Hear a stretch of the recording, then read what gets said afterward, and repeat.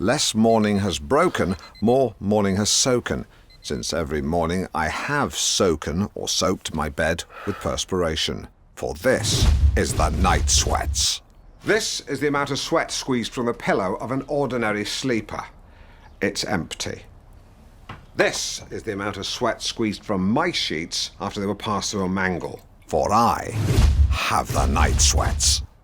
But it's not just sweat I'm lying in, it's shame. I'm tired of waking up twizzled in damp duvet. Something needs to change.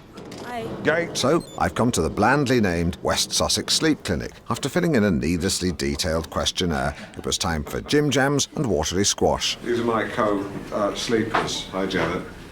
They are amongst the worst sleepers in Britain. They are absolutely hopeless at it. But a chinwag over a glass of squash reminds us that we're not suffering alone. But our collective lack of sleep has rendered us all pretty irritable. Malcolm, though, in the green sweater, thinks he's the bee's knees when he's not.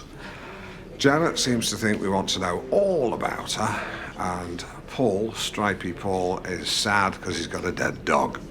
I'm going to make my excuses before someone gets chinned. Back in my room, with my head sporting more cables and lights than my assistant's modem, I was ready. And so to sleep, perchance to sweat.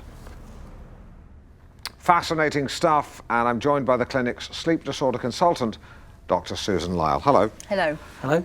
You took a peep at my sleep. What did you reap? Okay, so yes, reviewing that night, so we can see that you were really quite restless, yeah, and quite fidgety here as well, but that's really very common, especially with light sleepers. It's really the brain's reluctance to enter into sleep mode. Busy. But it's also a sign of stress and anxiety as well, which we know can be a key cause of heavy nighttime perspiration. I'm just going to spool on.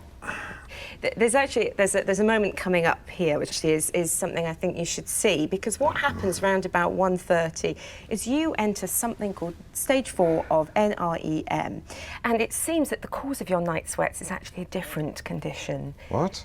I think what we're seeing here is parvor nocturnus, or night terrors. Oh my God. The last time my legs flailed like that was in a tent during an altercation with what I can only describe as a very big bee.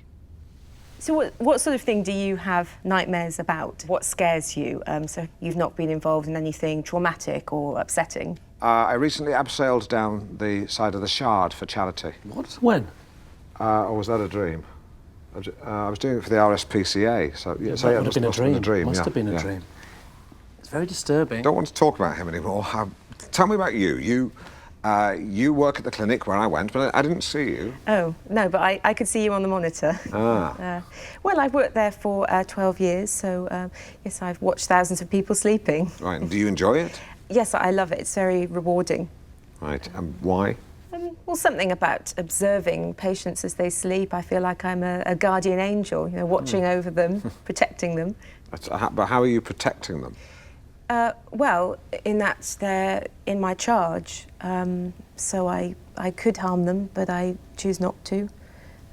So I suppose in that regard I'm protecting them from the darker side of human nature that is within us all. Susan, great having you on the show. I don't have any more questions. Simon, do you? No. Good. I'm going to let you go. I'm happy to talk Nah. more. You don't want me to stay for the phone? Nah. Instead, let's talk to viewers and ask, what do you dream about? The lines are open, so tell us what you ponder in the land of Nod.